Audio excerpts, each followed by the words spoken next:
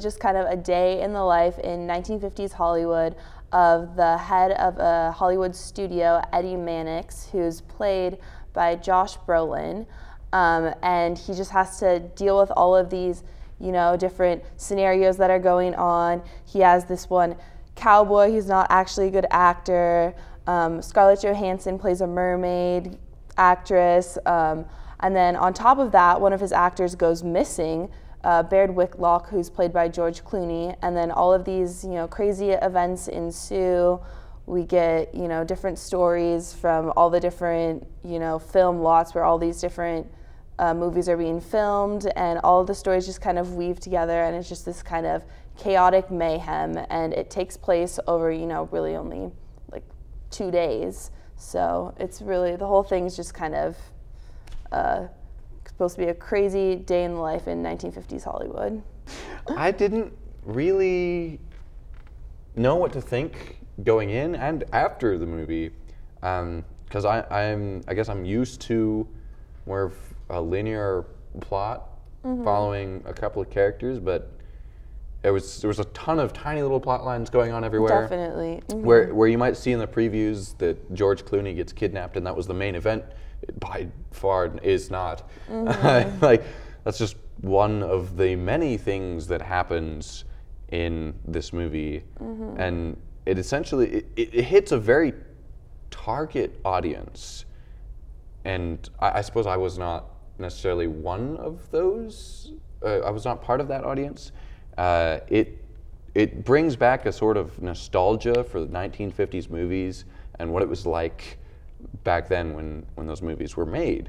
And I feel like there was a lot of truth to it. While it might have been a fictional story, there was a lot of truthful aspects that people could look back and like, yeah, that's how it was.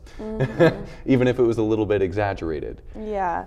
I mean, I feel like I enjoyed this movie, but I love watching old movies. I'm definitely, I love watching old black and white, old Hollywood movies.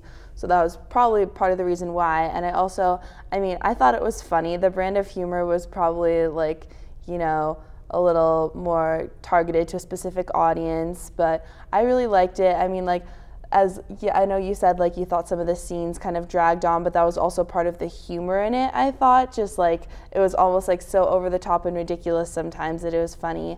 And yeah, I really appreciated the nostalgia. I loved all the 1950s outfits, all the different costumes and stuff they had. I loved the whole set and everything, and I loved just seeing all the different film sets and stuff. And yeah, I enjoyed this movie. All of that stuff that you appreciated, I cared not for. I really didn't. I don't watch 50s movies. I've seen a few, but I don't watch 1950s movies. So it really didn't touch that nostalgia factor for me. Yeah. And again, back to those scenes that you showed all of these set aspects and what it was like in the orchestra in the background and how everything worked. I didn't care for that. I felt like it needed to move on. It stayed too long on those scenes, on some of these aspects where the director has to pull the actor aside repeatedly, again and again. And see, I thought that was funny. I was laughing at that part. I was wanting that to move on. I was like, come on, let's get going. This is not furthering any particular story or plot at all. And I was wanting something to happen. You wanted some action. I wanted a plot. Yeah, and that's not what this movie is. It's definitely not this movie that leads up to a climax in the middle. It's definitely a bunch of different little stories that you go back and forth to different characters throughout the movie, and they all have different things going on. So, I mean, it just kind of depends if it's your thing or not. And I enjoyed it. I laughed. This is a really star-studded cast: Scarlett Johansson, Jonah Hill, George Clooney. I don't know, and I thought they all did a really good job. I enjoyed it. They definitely did a good job being cheesy, the 1950s it was supposed to be 1950s cheesy. I mean, there's Channing Tatum dancing and singing. I mean, I was how could you not love that? That was definitely a highlight of the movie for me. I'm not big into musicals myself. Well, so he was tap dancing on a table, so if you're into that sort of thing. I'm not. So what would you end up rating it? I know it's going to be different than mine. I would give this a 3 out of 4. I mean, it wasn't like my favorite movie or anything, but I enjoyed it. I thought, yeah, it had this kind of specific, it's supposed to be like cheesy humor, and I enjoyed it. Mm-hmm. I would rate it lower, personally. I think I would probably rate it. I'll go with the revenge 2 out of 4 as well. so 2 out of 4 for me, because it just really didn't hit any sort of enjoyment factor for me. Mm-hmm. It was maybe a little interesting if I got some insight on the 1950s movie scene, mm-hmm. but I didn't really care for that. Well, there you go. You're gonna either love it or hate it. Let's check in with Lily to see what her pick of the week is. Hi, this is Lily with Lily's pick of the week. This week I'm going to be talking about Persona. It's a movie that you don't just watch, it's a movie that you experience. It's not the kind of film that after a long day of work you just want to kick back for a couple of beers, look at your phone, check up on your computer while it's rolling in the background. It's the kind of film that demands your attention but also deserves it. So Persona is from 1966 and it's directed by Ingmar Bergman, one of the most famous directors in the world. And it's also in Swedish. Don't let the subtitles deter you, it's really worth watching. You can watch a film and also read the subtitles at the same time. So Persona follows the story of 2 women. One of them is an actress who had a nervous breakdown on stage and then became mute without any discernible reason or sense. And the caretakers are assigned to her as a nurse. They're played by Liv Ullmann and Bibi Andersson, and they're absolutely amazing in these roles, which is why Ingmar Bergman has continued to use them in his films. The story progresses as they move out into the countryside because the nurse believes that the actress will feel better about it. Soon, the women become really close, sharing the most intimate details about each other, or well, the nurse with the actress who's mute. And the lines start to blur between who is the patient and who is the caretaker.